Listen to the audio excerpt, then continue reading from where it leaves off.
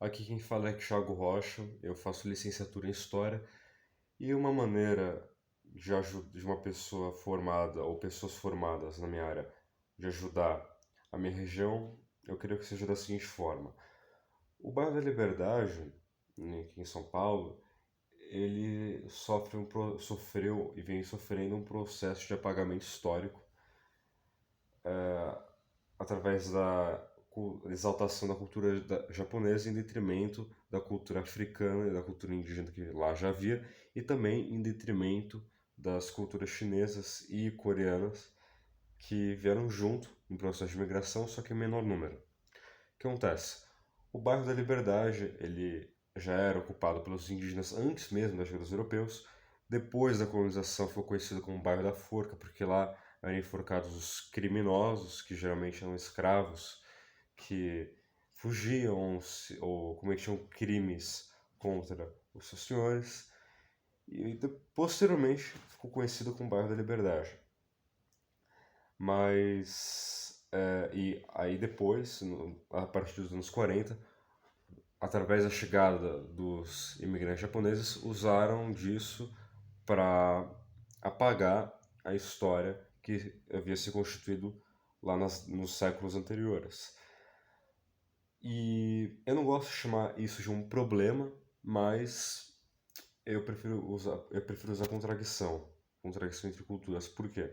Falar que é um problema, de certa forma, culpabiliza os japoneses, e eu acredito que se tem algum responsável por isso é o poder público que viu aquilo acontecendo e nada fez, foi conivente, de certa forma até fomentou. E eu acredito que para resolver a situação, pessoas formadas em história são de fundamental importância. Por quê? Para você conseguir reconstituir ou constituir a cultura, o senso de identidade de um local, das pessoas que moram nele, das pessoas que frequentam esse lugar, você precisa ter ah,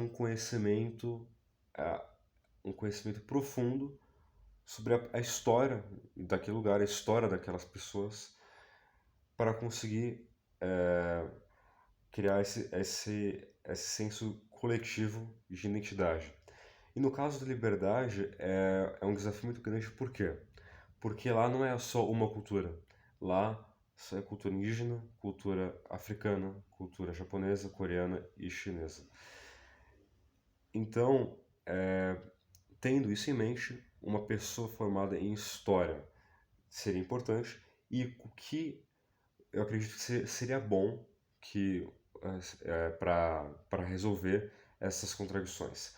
Primeiro, a construção de monumentos públicos que contassem por outro prisma a história do bairro.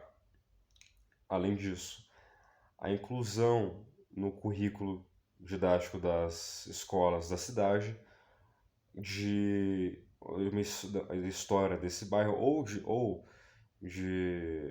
dos bairros, dependendo da região da escola, inclusão de materiais que contem histórias de uma maneira mais plural e também, obviamente, mais verdadeira, mais conectada com a realidade, sem exaltar uma cultura em detrimento de outras. E principalmente voltando agora ao bairro da Liberdade, através da criação de espaços públicos ou privados que tenham, podem até ter intuitos comerciais, mas que exaltem todas as culturas ali presentes.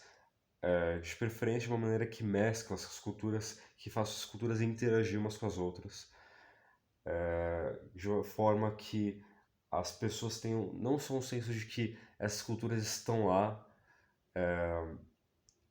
dividindo espaço, mas sim ocupando um espaço, interagindo de uma maneira retroalimentativa e estimular os detentores dessas culturas que procurem aprender sobre as culturas dos seus vizinhos, para que todos tenham o sentimento de que isso não é a cultura do outro, e sim também a minha cultura e a nossa cultura.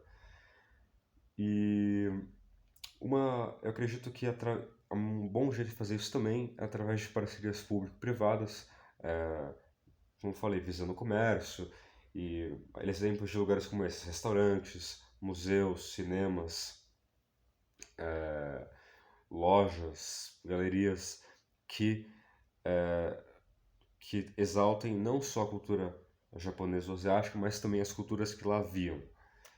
Bem, é isso, muito obrigado e até mais.